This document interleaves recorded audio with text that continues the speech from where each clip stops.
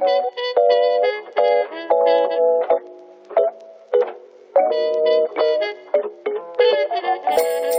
going to hit the shuffle button, and we're going to see who was our winner.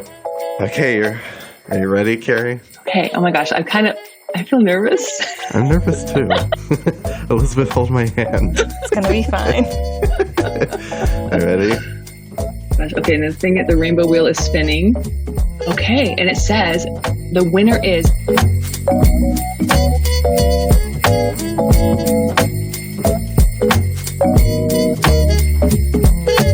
Hello and welcome to the Art of Costume Blogcast. I'm Elizabeth Joy Glass. And I'm Spencer Williams. Elizabeth, season finale! Yes!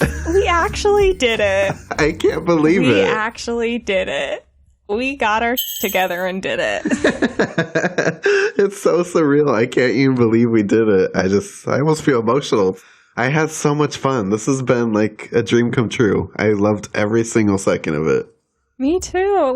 Because we talked about it and then we just didn't do anything about it for 6 months. And then we were like, okay.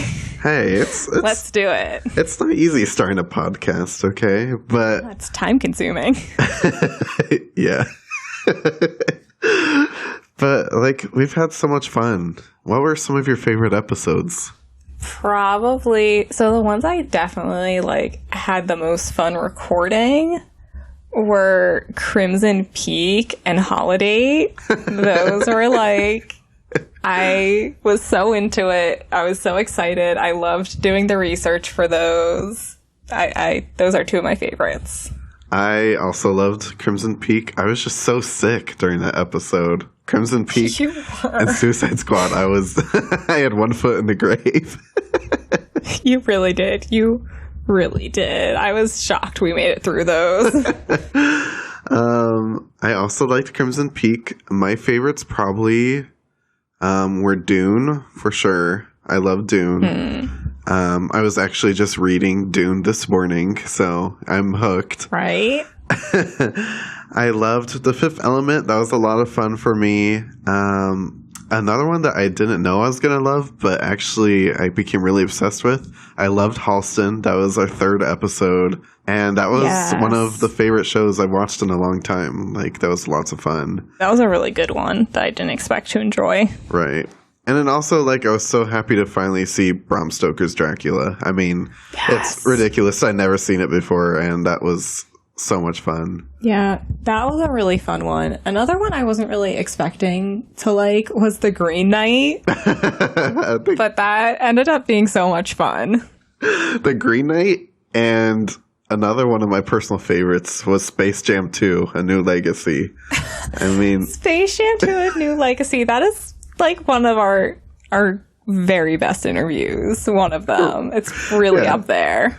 If you want to hear a grade A top-notch interview, go to our Space Jam episode. It's episode 8, and it's good quality work. It is. We've had so many good interviews. Oh my gosh, right? We had so many guests this season that when we were playing this podcast, I don't think we had any guest in mind at first. We were just kind of hoping people will listen, let alone have guests, you know? I know. We were just okay. And then who was the first person you interviewed for this? Oh, Jeriana San Juan from Halston. Yes. We had so many great guests, though. We just have to shout all of them out. We had Jeriana San Juan, Ana Lucia McGordy from Pose, Megan Kasperlich from Mayor of Easttown, which you know I love. Yes. Melissa Bruning from Space Jam: A New Legacy. What? Yes. Dana Pink came by for Lovecraft Country. Laura Montgomery from What We Do in the Shadows. I mean, amazing. That changed our lives. And then, of course, the one and only Carey Bennett from the Office Holiday Special we did. Carey Bennett. That's another top-notch interview, and she will be on a little bit later to announce the winner of the Office Robe giveaway. That's right. Oh, I can't wait. We've raised quite a bit of money, so I'm really proud, and I'm excited to hear who the winner is. It's going to be so nice for that person. I'm so excited, and I don't know, Spencer, I feel like we should jump into Gucci. Give us a summary. Ah, right. So for the season finale, what's that? Nothing. Continue. For the season finale, we figured there's no better way to end the season than with the House of Gucci, something that we've been talking about before even the podcast was a thing. So I'm so excited. Elizabeth, do you see what's happening here? And there's no summary. Oh, no. I thought about doing a summary, but I was like, no, Spencer always makes them really fun. When he does them himself, they're always really fun. So I'll just leave that blank. Okay, well, maybe for this, maybe for our season finale, I'm going to make up a summary on the spot. I love this idea. I think that's great. Let's see if I could do it. Give us a summary, Spencer. I don't want to do it injustice. No, I'm going to f*** it up. Daniel, we're going to have to go back. Yeah, Daniel. Okay, we'll tell you when we record the summary.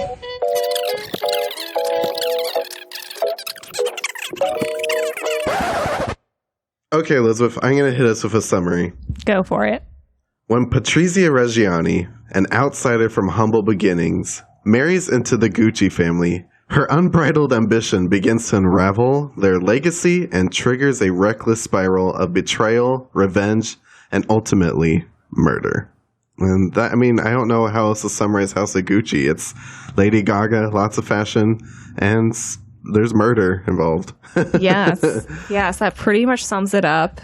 This won't be a super spoily episode because we were only able to go see it once in the theaters. Right. But we won't be holding anything back, so this is your spoiler warning. Right. Also, this is based on a true story, so you should kind of have an idea of what happened already. I didn't really know about this until I started listening to that podcast. Oh, well. If you're like Elizabeth, never mind. All right, Elizabeth, take us behind the wardrobe. Let's go behind the wardrobe. Our director was the legendary Ridley Scott and equally legendary costume designer Janty Yates. Ooh. Her notable work includes Gladiator, for which she won an Oscar, Kingdom of Heaven, Prometheus, The Martian, Alien Covenant, Spencer, I know you love that one, and her most recent film, besides House of Gucci, which also premiered this year, The Last Duel. Oh, which I've been dying to go see, but of course, as soon as I got to the theaters, it wasn't there anymore. What the heck? I really want to see it. I looked at it, I was like, this looks so interesting. I cannot sit in the theater for that long for this movie. That was my thought process with that movie. I was like, oh, this looks so good. And then I saw the runtime and I was like, I can wait. I just fully missed it, but I am a big fan of Janty Yates. Everyone knows I'm a big Ridley Scott nerd. Alien is one of my all-time favorite movies, which I believe we might be talking about a little later. She did Alien Covenant and Prometheus, which Prometheus is part of the Alien legacy, which I love both of those movies so dearly. Janty Yates is one of my all-time favorites. Never met her, but I'm going to make this happen soon. Definitely should. I love Gladiator and Kingdom of Heaven. Such good movies. I've still never seen Gladiator. It's good. It's good. Your face does not look convinced. Hey, don't comment on my face.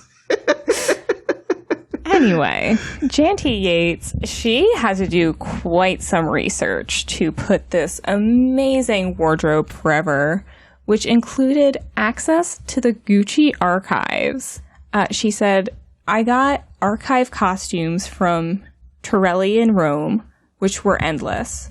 Wonderful Yves Saint Laurent, wonderful Dior, you name it, they had it. She also went to research at the Gucci Museum in Florence.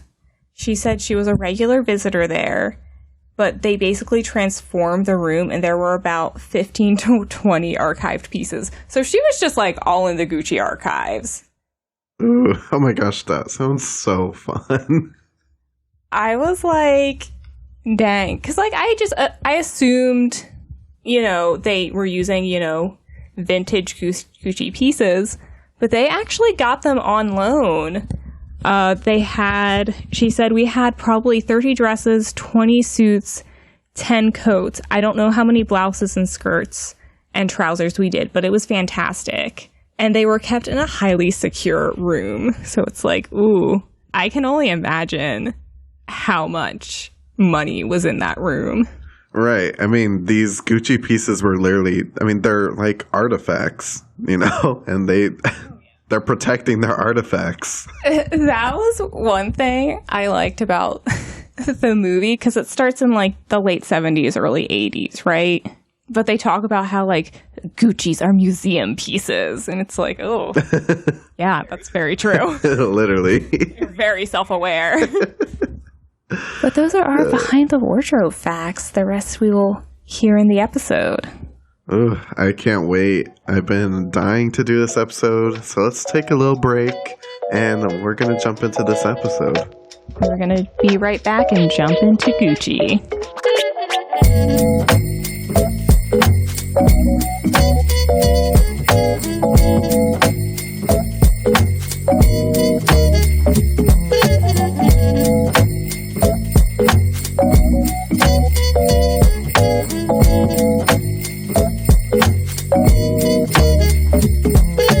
Okay, Elizabeth, are you ready to jump into the House of Gucci?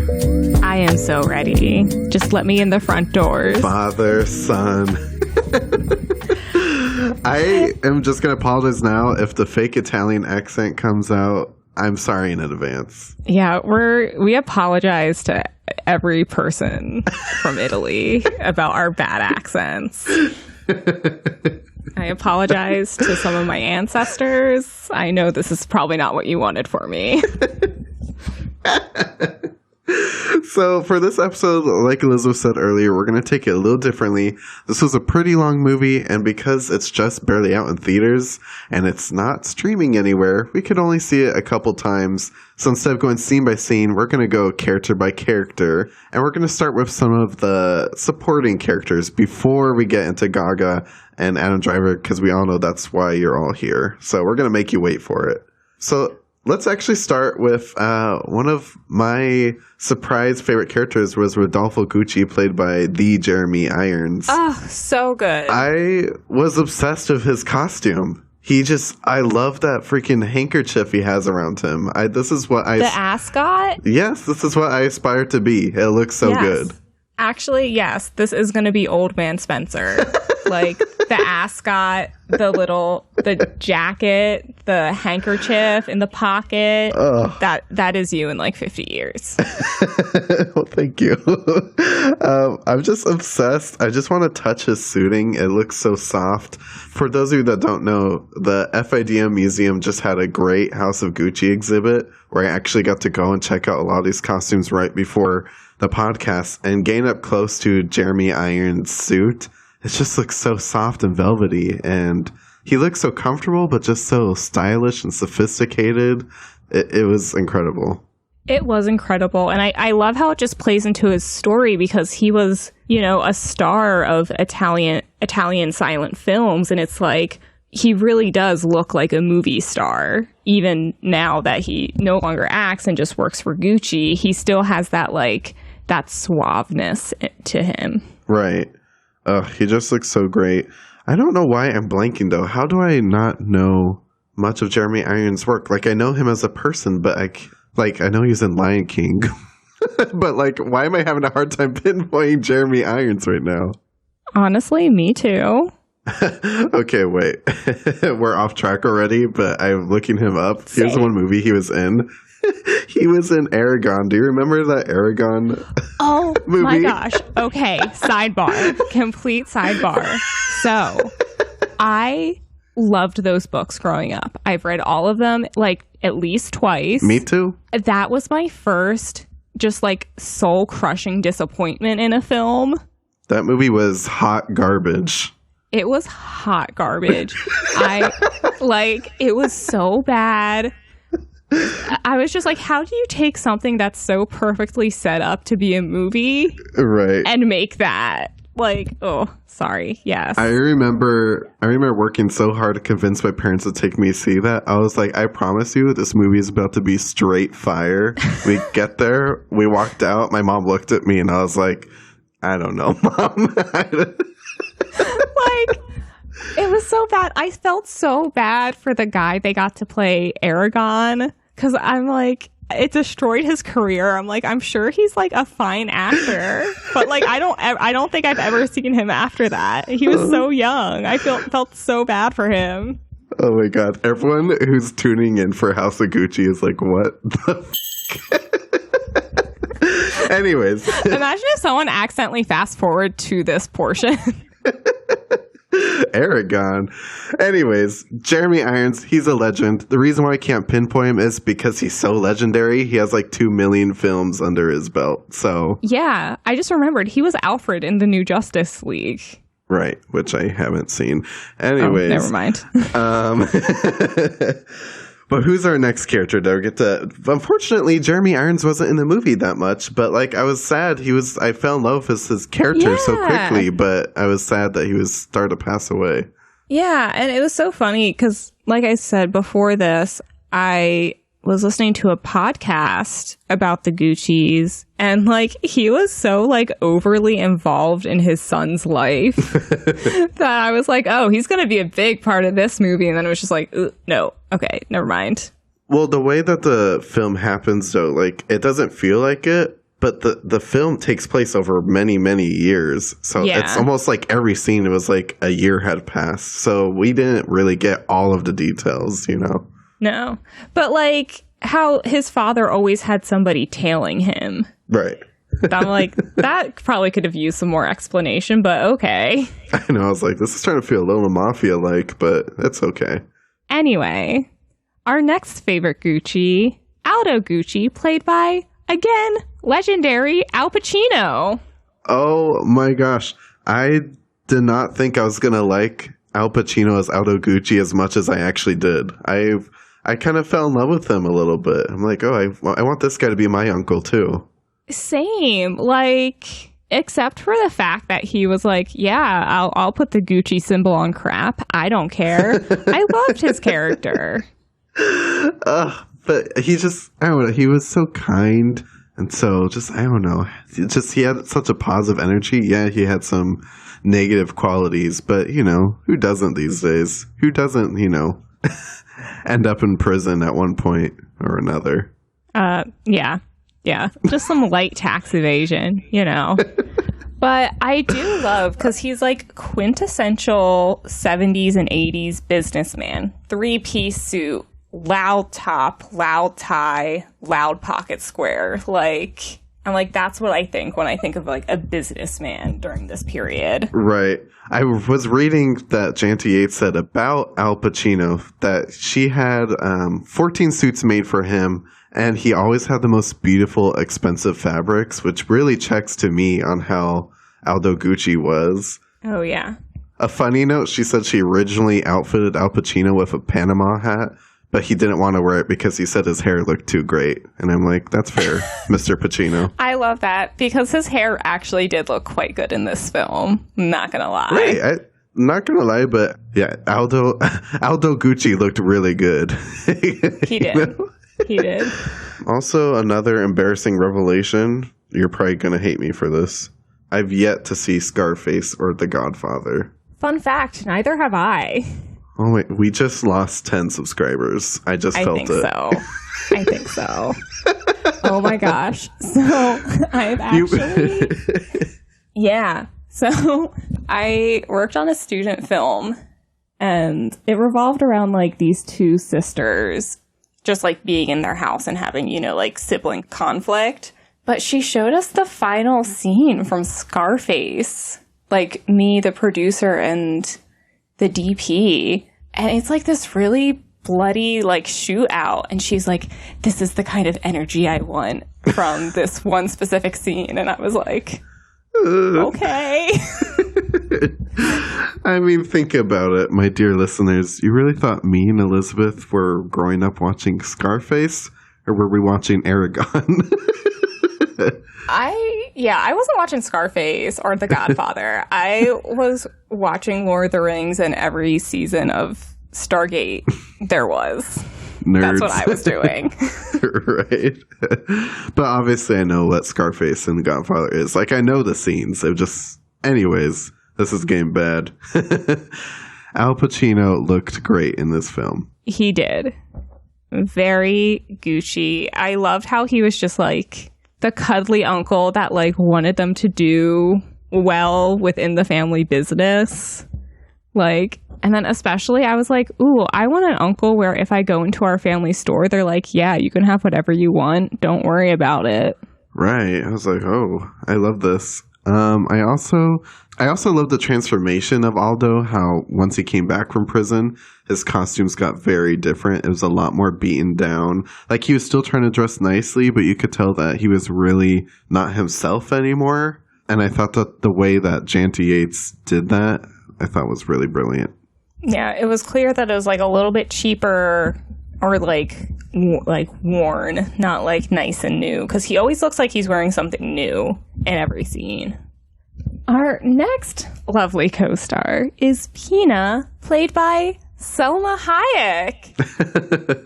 I was like, this is a big budget filled with important people movie when Selma Hayek is just a like supporting role. Right. And I love what she did with this character. It was, there's not a lot of information on Pina, but I thought what she did with it, I thought she did a really great job. I agree. And I just love her introduction on the TV, because she's like a TV psychic. And like, she's just wearing this great, like, floral printed black robe where it's like, yeah, you definitely tried to make yourself look a little mystic, but you didn't put too much effort into it. Right. Just everything looks beautiful in Selma Hayek. I mean, there's no way. I mean, even in prison, that was the only time she looked disheveled, was not in prison, in the courtroom. I was like, oh, is that Selma Hayek? But other than that, she always looked brilliant. She did. Elizabeth, did you know Selma Hayek's husband is the CEO of Kering, which at one point, or still does, own Gucci, which I thought was a really cool tie. What? That's funny. It was fate. It's almost like Pina saw it in one of her mystical fortune-telling moments. I think she did.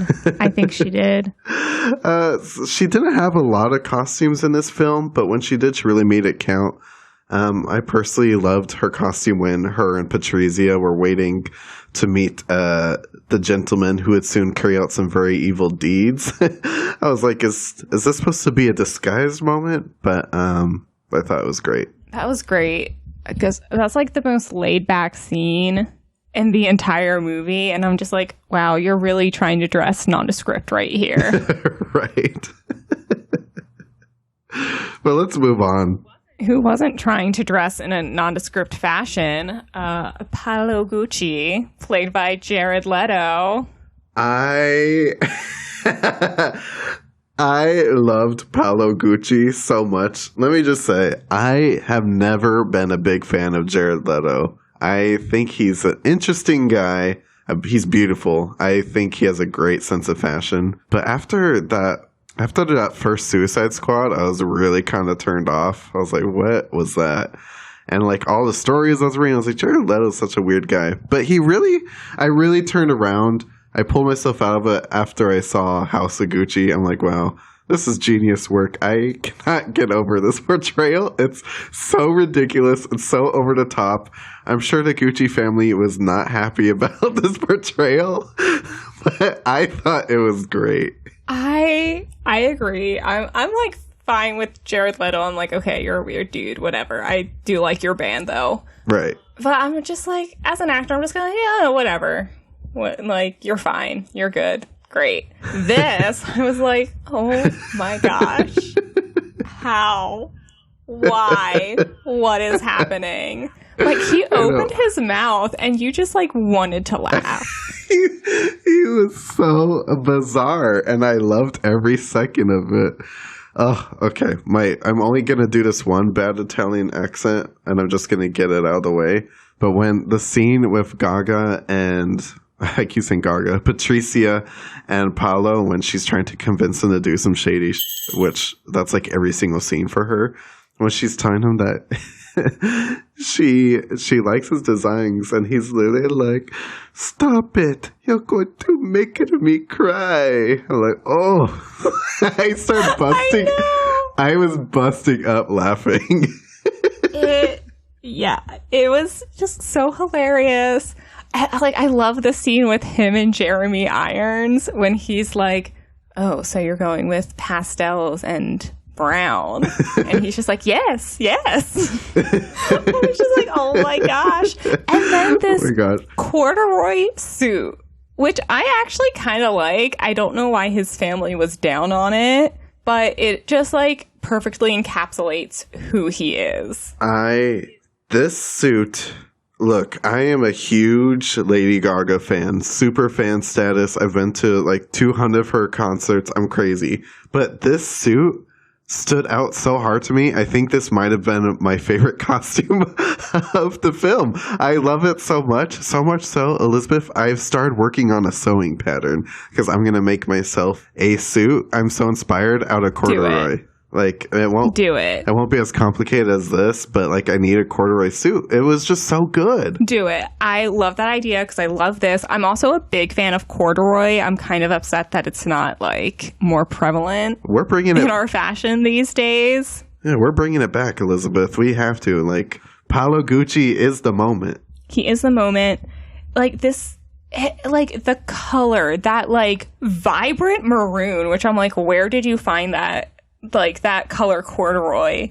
And then just like there's so many unnecessary details, like the straps over the belt and like 2 buttons for your belt. Like, what's happening here? It's so good. I love that suit so freaking much. I think they described it as a raspberry color, which I'm like, okay, that works. It's so good. And it's just like, it doesn't end. Like when he's showing Patrizia his designs, like just the purple plaid with that like ugly brown tie. I'm like, what is your obsession with adding brown to everything? Such a good character. I was obsessed with all of his looks. I had a hard time watching his fashion show scene though. I felt so sad for him. It was so sad. I'm like, who's this? Is this movie about Patrizia Reggiani or is it Paolo Gucci? Because I walked out of those theaters being like, I can't believe what they did to Paolo Gucci.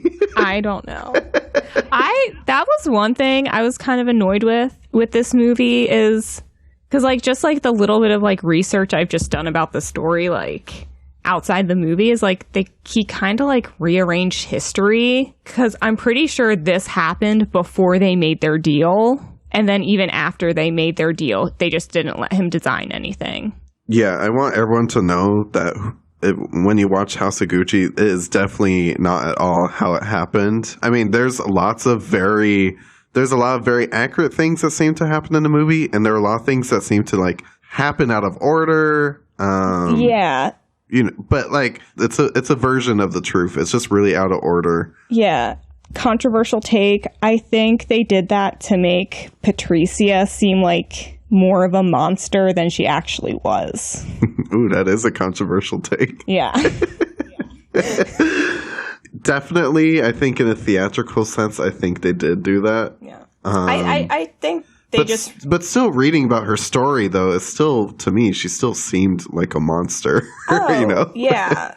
But, like, he told her they were getting a divorce by sending his doctor to their apartment with Valium. That scene where he like strangles her a little bit in the bedroom, he actually did that in front of their daughters. Oh dear. Yeah. So let me. I'm like, I feel like they really like not. I mean, the story had to have a bad guy, and obviously it was going to be her. But I think that's why they made the rearrangements they did. I did not leave that theater thinking Maurizio Gucci was a saint at all. I definitely think that there was a lot of things that I understood why Patrizia was pissed about, too. Like, I don't think either of them were very good. But Maurizio didn't go on and hire an assassin, though. Yeah. So no, that is monster levels of. Right. Neither of them were good people, but I'm like, oh, you've really rearranged history here. Right. Anyways, Paolo Gucci. Paolo Gucci. Speaking of when they screwed him over, that orange. This is like when he looks his most disheveled, when he's confronting them. Right. You know what it reminded me of when Paolo came out and he was really pissed at Maurizio and Patrizia? He reminded me of Joaquin Phoenix's version of the Joker when he came out in like this really kind of like weird color suit looking all disheveled. It reminded me of like the Joker. No, I agree. Which I thought was pretty awesome, actually. I thought that was like a kind of a subtle note where he's just really falling apart. I mean, Paolo Gucci spent according to the film, spent a good portion of his life just being sidelined and laughed at and made kind of like a clown. And yeah. So Joker status. Totally. I think next we should talk about our two main characters, but maybe we should take a little break. Definitely, we should take a break. I'm going to go start archiving all of my special Gucci pieces in my closet, so it's going to take a couple minutes. Okay, I think that's a good idea. I want to know where you're getting this Gucci, but I think that's definitely something you need to do. Okay.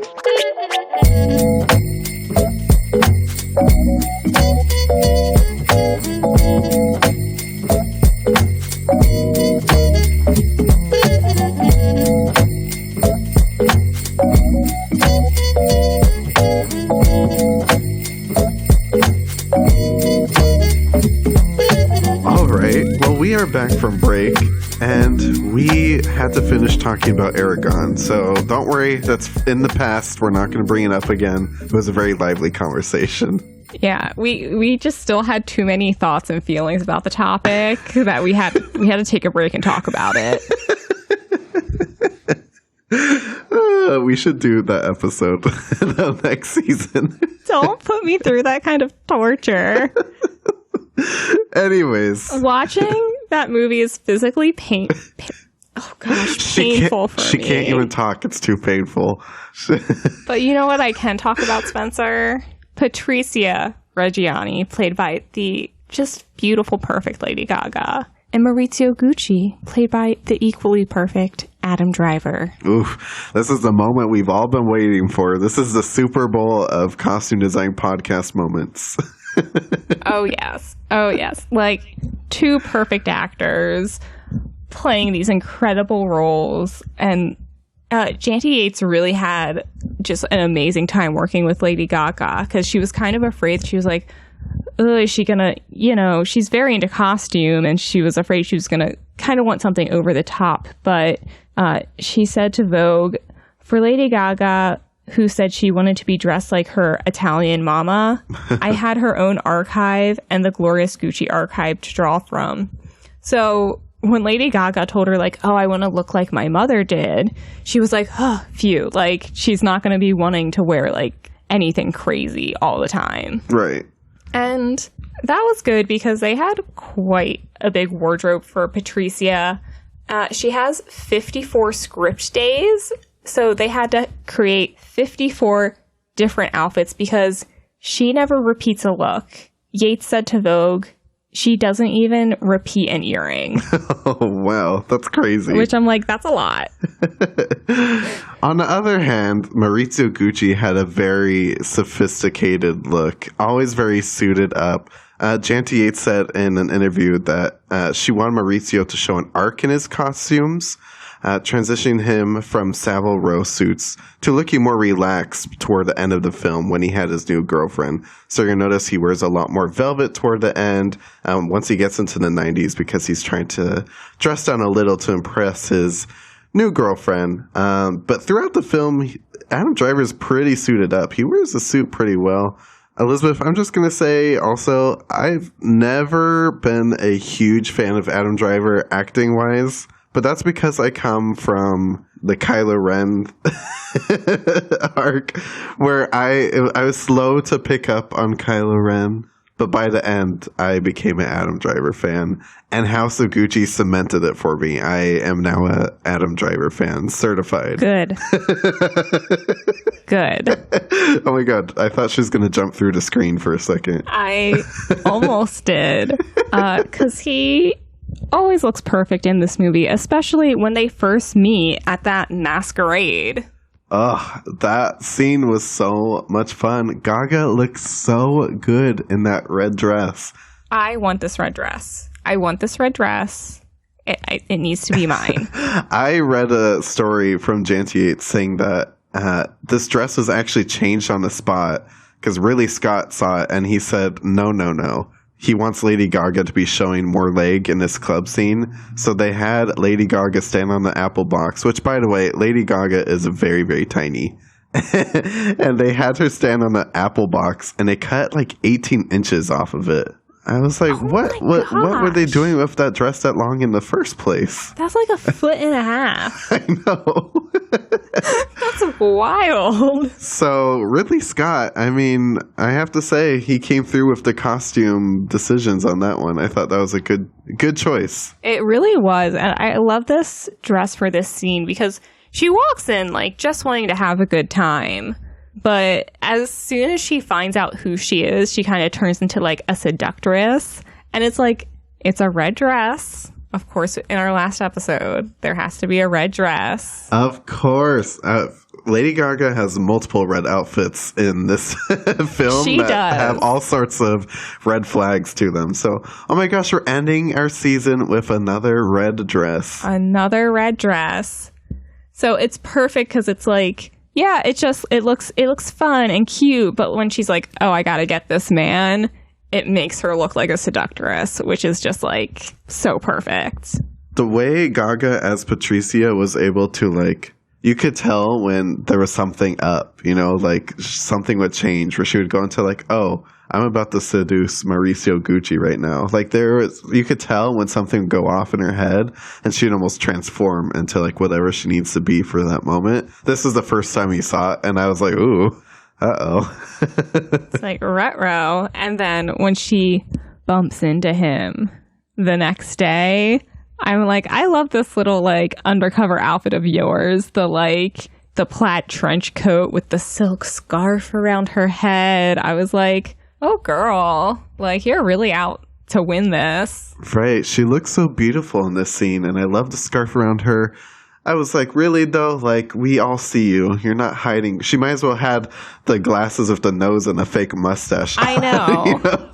I know. And I'm like, Maurizio, not gonna lie, you're kind of stupid. Like, how do you not see this girl right now? I know. But I do love how they subtly match. Because, like, he just has, like, you know, the tan trench coat with that, like, tan, black, and white sweater. And it's like there's, like, a little bit of matchy-match between the two of them. Right. I mean, they were a pretty good match at first. It seemed like, you know, at the beginning of this movie, I was like, wow, this is really fairy tale-like. They fell in love. They were matching. I was into it, which in the end, it's kind of sad, you know, to think about what ended up happening because the way they got together just was like such pure, brilliant, true love at first. Yeah, I mean, she does definitely chase him, but I think she really did love him because, like, like, in real life, her mother was basically like, you have to marry rich. And she married him when he literally had nothing. So I'm like, if she was truly a gold digger, she would not have done that. Right. Totally. Ugh, so good. Also good, all the rest of her little outfits. She wears a lot of brown, which really looks good on Lady Gaga and, like, would not have thought of, like, that is, like, a flattering color on anybody. No, but, I mean, of course, Gaga pulls it off. But I loved her little brown polka dot dress that she wore on their first date. So cute. I love that dress. I love that silhouette on her. It's so cute. I love Gaga's wigs. Yes. They're ridiculous, and I love them. I must say, she made a lot of, like, interesting hair choices in this movie. Right. And that's kind of why I loved it, because I think the real Patrizia Reggiani made interesting hair choices. So I like how they captured that. Yeah, no, that was brilliant. Also, I love their date outfit, both of their date outfits when they go out in the rowboat. Oh, yeah, that was a good scene. I specifically liked Adam Driver's blue suit that he wore. I thought it was very nice and also felt like pretty modern, you know, like this is a Gucci, you know, he comes from a fashion family and those little notes really showed on Adam Driver's character. Absolutely. It was very modern, like the blue jacket with like the white turtleneck. I was like, ooh, this is chic. Right. And the glasses really worked too. I know they were just his glasses, but there was something about them. I was very like, yes, I like that. Adam Driver should actually wear those. Those are like not attractive glasses on most people. So he like really pulled them off. Yeah, I agree. That's the magic of Adam Driver. Also, magical Lady Gaga's wedding dress. Our final wedding dress of the season. And this one was well worth the wait. I've personally always imagined what it'd be like to see Lady Gaga get married. So I was pretty excited about this. And the dress was so beautiful. It was so beautiful. It was Janty Yates' favorite costume. She said, we made 2 different dresses. We made one as per photographic evidence, which was actually Gucci. And then we also made a confection one, I call it. We didn't make our minds up until the morning of the shoot and put Gaga in both. The result was overwhelming. She looked so pretty in the confection dress that we just went with it. So, not historically accurate, but they were like, it looks good on her. And it does. Right. I love how they're like, we have this archival like Gucci look. And then we have this dress that just looks bomb as hell on Lady Gaga.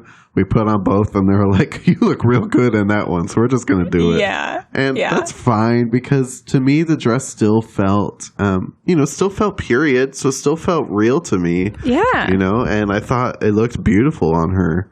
There's so much detail in that dress. There's so much detail. I love the lace is very 70s. Very 70s. Very like applique-y. Very just prominent. But I also love her veil over that like half beehive. Right. Brilliant. So beautiful. It's so big. I went and saw it in person and this thing was the size of my living room. Like this veil is huge. Oh my gosh. It's so beautiful. Another thing that's interesting to me about it is that it's like a high-low skirt. It's higher in the front, lower in the back, which I thought was like an interesting choice. Also, it's such a tiny dress. I just have to say again, Gaga is so tiny and petite. This little dress is so tiny. I know. I'm looking at the pictures you took, and I'm like, that looks like it's for a child. Like, that really is petite. Right, but the freaking veil could have went across the entire room. It was huge and so beautiful. So beautiful. Another beautiful white look she has is when they go to his uncle's birthday and she wears this beautiful white strapless applique dress with the matching shrug. Like, oh my goodness. Oh, so beautiful. I love the shoulder piece, the shrug you're talking about. Looks so beautiful on her. I love how Gaga's character starts to move into white, especially as she becomes, Patrizia Gucci, as we would say. She kind of leaves like the funky colors and the browns a little bit more behind as she marries into the family, starts to really sophisticate with the white. I agree. This is one of my favorite looks also. Yeah, it's beautiful. And like the fit on her was just like out of this world. Like it's knee length, just like straight pencil skirt on it, but like it looks beautiful. It like accentuates her perfectly. And then Adam Driver in that white and blue checkered shirt with the navy blazer. I'm like, oh my gosh. Hello. The two of you look perfect next to each other.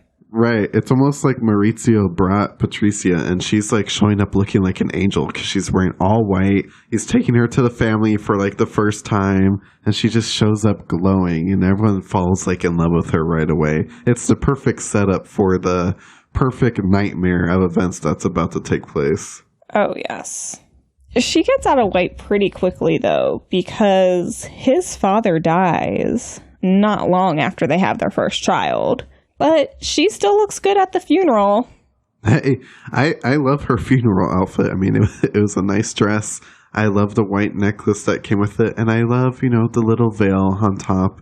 Just very sophisticated, very classic, but still fashion, though.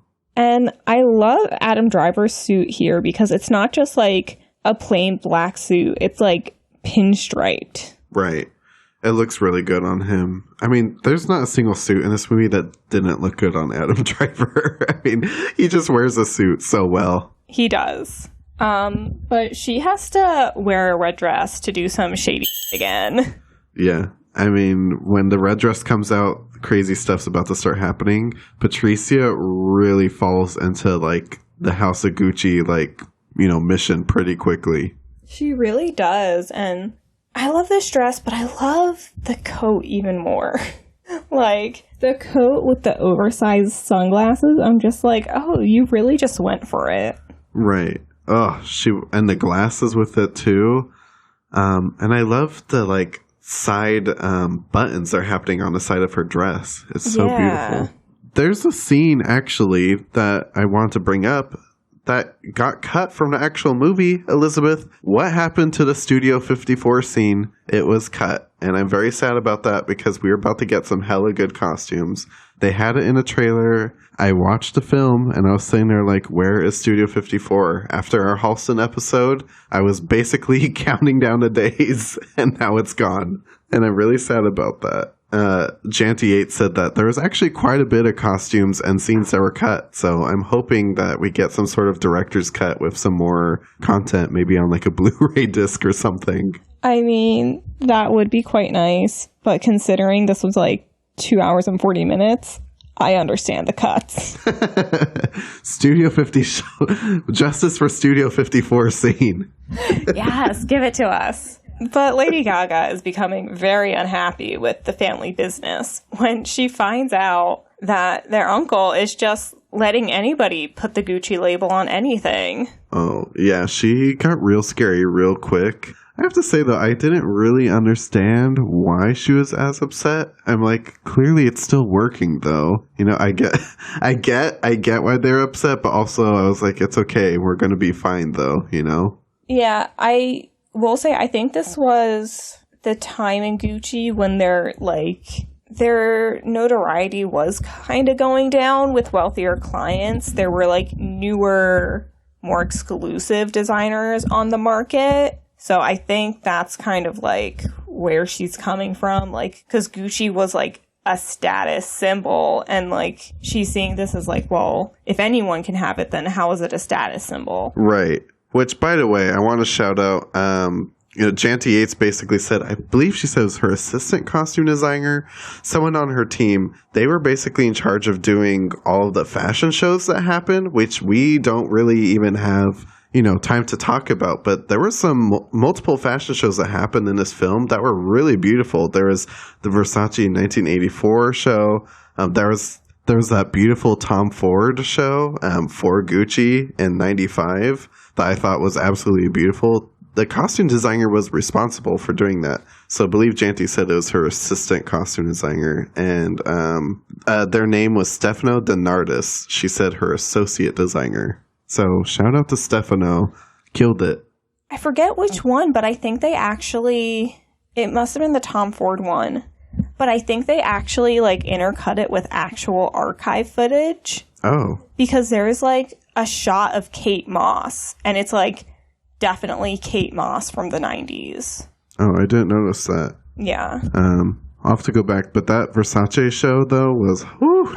Versace's my favorite designer. So that was so good. And like seeing Grace Jones, like when they went backstage, I was like, oh, yes, that's so good. So many good little details in the background that aren't even a part of the movie. It was so good. It was so good. And I feel bad for Maurizio in that scene because he's talking to the guy and the guy's like, no one here would work for Gucci. Are you crazy? And I feel like that's when Maurizio was kind of like, hey, hold on a second. That's not very nice. But anyways, back to where we are. where we are in the film, Gaga's really spiraling out of control. And then we get to this scene that I talked about earlier with Patrizia and Paolo Gucci.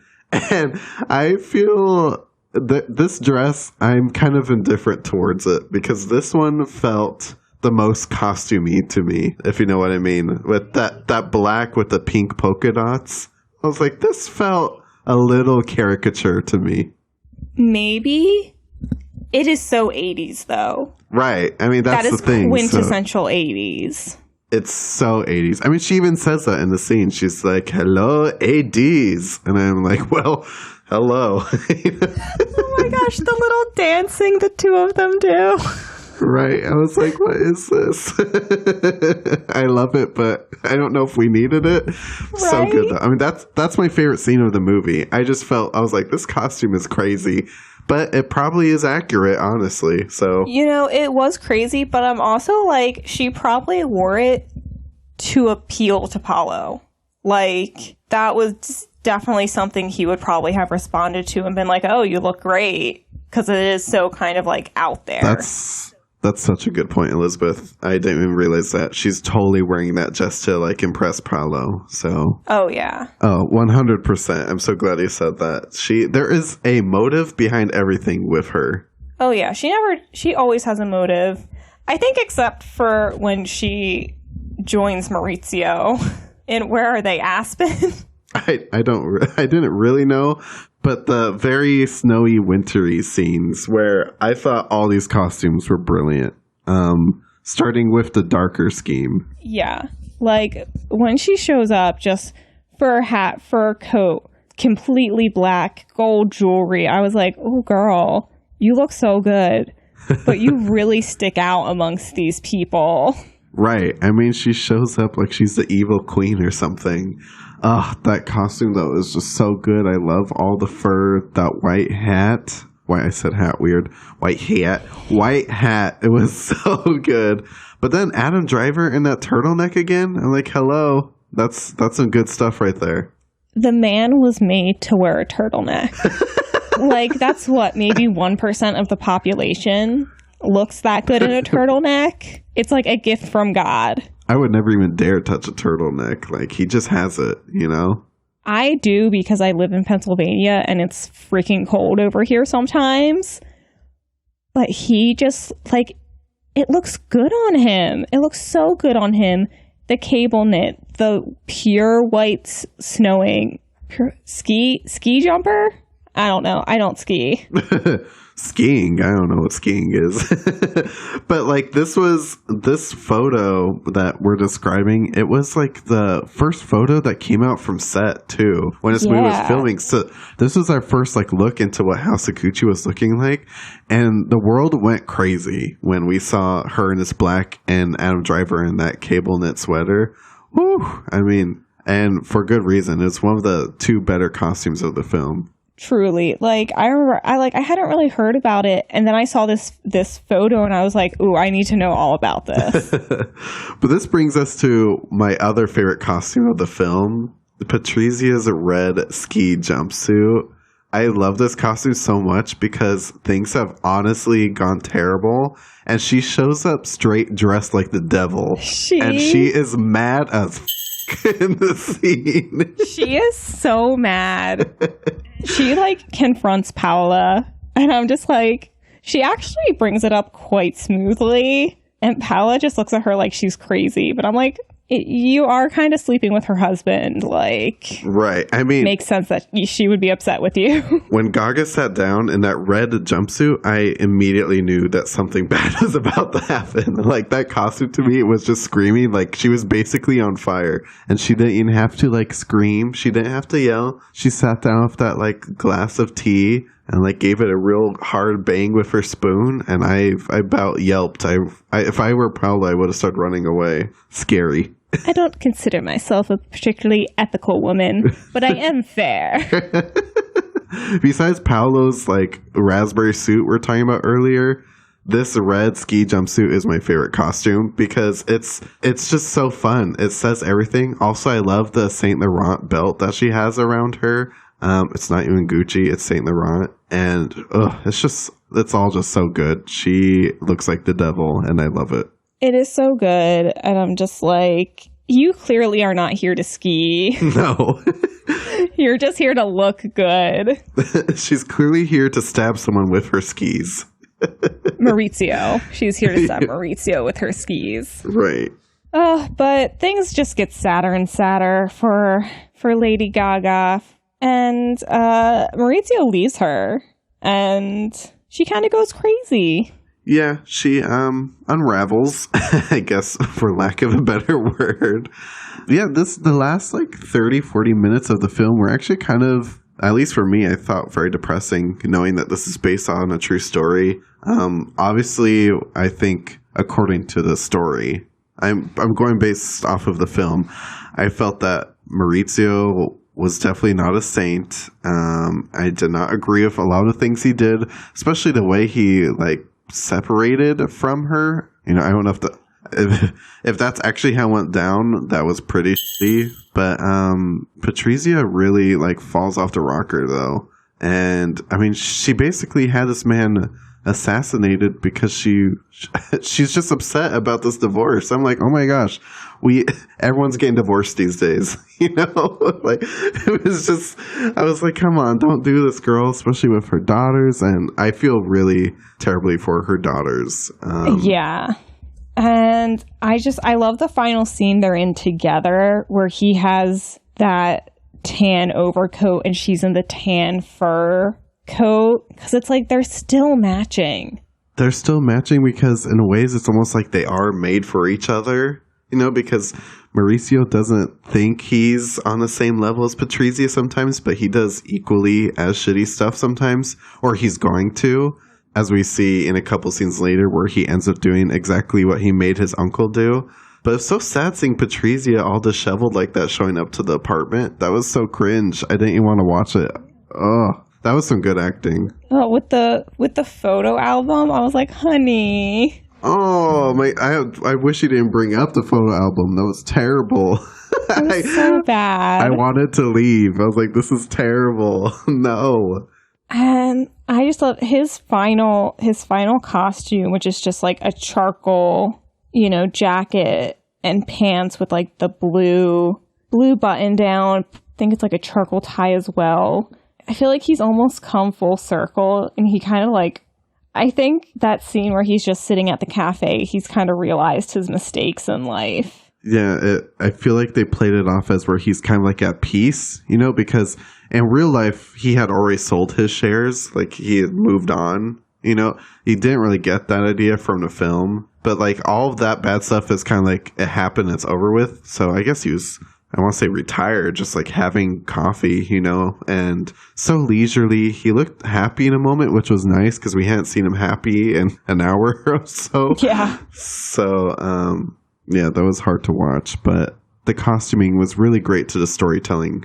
It really was. And then her outfit when she shows back up to their home to kick out the girlfriend. Oof. I was like, oh, talk about a revenge outfit. She is nicknamed in real life the Black Widow. And to me, this costume says everything about that. I mean, she shows up. I mean, she supposedly showed up not long after she found out, about the murder, kicked out his girlfriend. She wore her best costume, best outfit.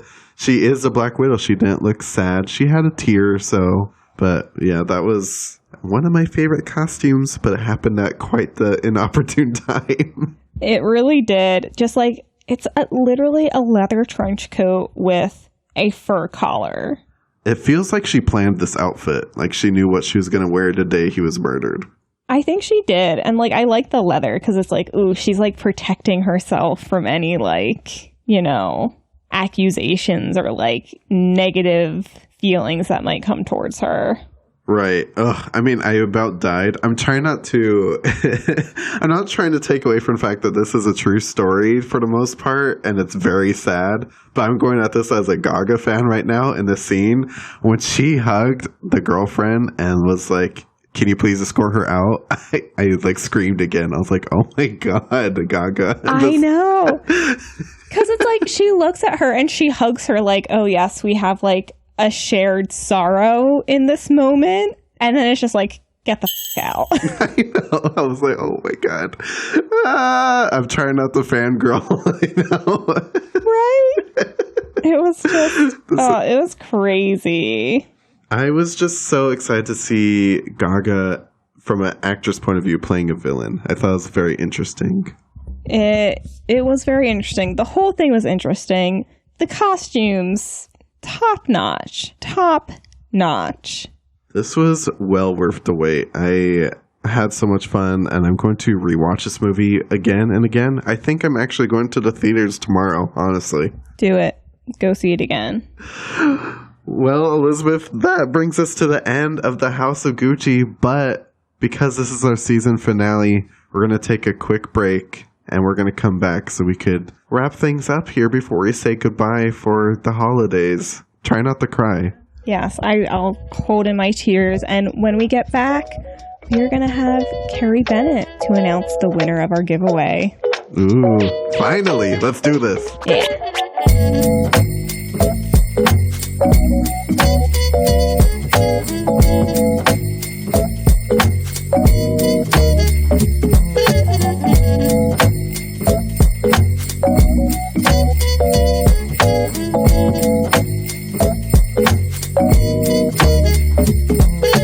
Welcome back, everybody. We are happy to have Carey Bennett back with us to announce the winner of our office holiday giveaway.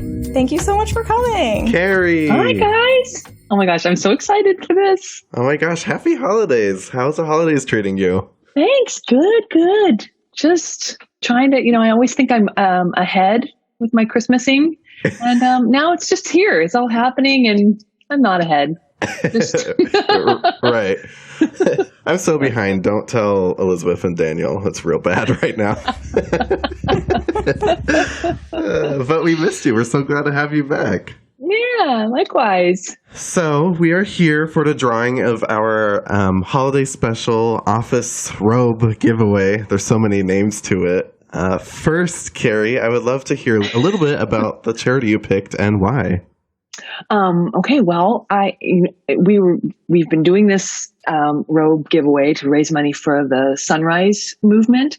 I found these guys because I was like, how to best spend my dollars to save the earth. Right. I mean, like you do, you think about that. And so I kind of just was Googling around and I found this amazing article in The Atlantic that talked about the resolve and the passion that this youth movement has.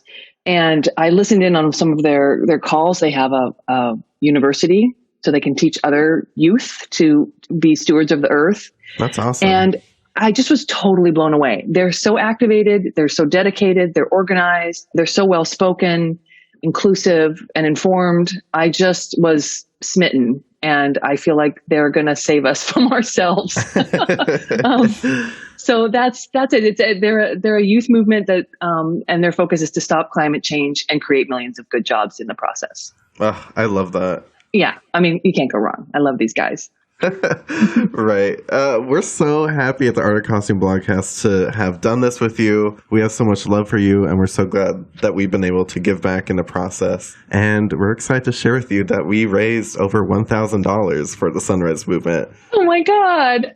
You guys. So Exciting. That's amazing. Amazing. You guys, I'm so impressed. Yeah. So thank you to everyone who donated. I mean, this has been really special for us. I'm so happy. I'm so thrilled that people picked up the ball and went with it. I'm so excited to see who's going to win this robe after all this. Yeah. Well, speaking of, let's do this thing. We're excited to draw the names. Are you ready, Carey? Let's do this thing. Okay. How are we going to do it? So we have taken all the names and put them into a electronic hat so we could generate the winner. For every $5 donated, your name was entered in a hat. So if you donated $10, your name was entered in twice, and so on and so forth. You're going to hit the shuffle button, and we're going to see who was our winner. And I see some people's names are in here a bunch of times. That's amazing. Thank you for those big donations. That's so cool. People are really passionate about stopping climate change. Yeah, let's stop it. Come on. Okay, are you ready, Carey? Okay. Oh my gosh. I feel nervous. I'm nervous too. Elizabeth, hold my hand. It's going to be fine. Are you ready? Okay, and the rainbow wheel is spinning. Okay, and it says the winner is Casey Salisbury. Ooh, Congratulations, Casey. All right. You are the winner of a special one-of-a-kind robe from the set of The Office, courtesy of the brilliant costume designer, Carey Bennett. Oh, I'm so excited. It's going to go to a new home that will love and cherish it. Yay, Casey. Casey, we're going to email you for your address. You have 48 hours to get back to us. If you don't, then we're going to draw another name, and we're going to keep doing this till someone gets the robe. So, Casey, look out. We're coming for you in a good way. In the best way. Yes. Oh my gosh, best Christmas present ever. Yes. Carey, thank you so much for everything. This has been so fun. We love you here. And yeah, just come back like every episode. We're going to miss you. Oh my Yes, gosh. thank you so I would much. love to. You three are really crushing it. I'm just tickled to be here. And thank you so much for playing along with this idea that I whipped up. I'm so glad it worked out. Of course. Thank you for letting us do this with you. Yeah. I'm so glad we made so much money. It's so great. Let's do it again sometime. Okay. All right. Anytime. Next Christmas, it'll be a tradition. Okay. Ooh.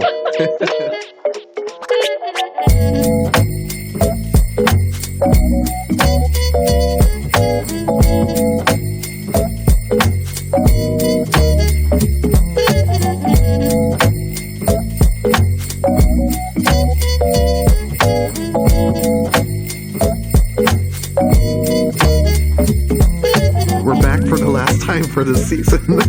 I know. This is so weird. It feels so weird. This podcast has been a part of our everyday life for the past since, I don't know, May? Yeah, pretty much. And it's not ending though. We are coming back. We're so excited to announce that we're going to be coming back with season 2 on January 18th. Yes, January 18th. Make sure you're following us on all your platforms so you know when we drop that next episode. We are so excited for season 2. We have some really good lineups. Oh my gosh. And we just hope you all enjoy.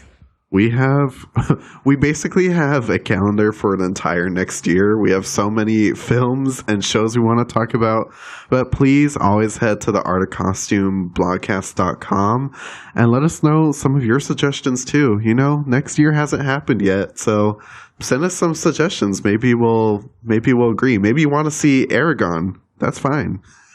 Aragon. And I will use my producer power to veto that option. Don't listen to her. She's into it.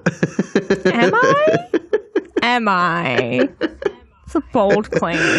I'm going to miss you all terribly, but I'm so excited for January. We're going to take a quick little break over the holidays, but excited to see you all back in the new year. I hope you all have a great holiday and a happy new year. Yeah, everyone, I cannot wait for us to come back. Have a wonderful holiday. Spend it with the people you love most. And, once again, just like Thanksgiving, if you have to have an awkward family encounter, choose one of our lovely episodes to put on to just, ease the tension. Right. You have a plethora of holiday episodes now to choose from. Maybe you're into the Addams Family. Maybe you brought a holiday, and this is a perfect time to listen to the holiday episode. Or you're all watching The Office for the 100,000th time. Perfect timing. Perfect timing. Everybody, thank you for listening to us this season. Have a wonderful holiday, and we will see you all January 18th. The Art of Costume Blogcast is hosted by Elizabeth Joy Glass and Spencer Williams. Produced by Elizabeth Joy Glass with associate producer Spencer Williams. Our sound design and engineering is done by Daniel White. Follow us on Instagram at The Art of Costume Pod. Or visit the artofcostumeblogcast.com for all blogcast updates. For more costume reviews, deep dives, and interviews, visit theartofcostume.com. A blog dedicated to highlighting the best in costume design.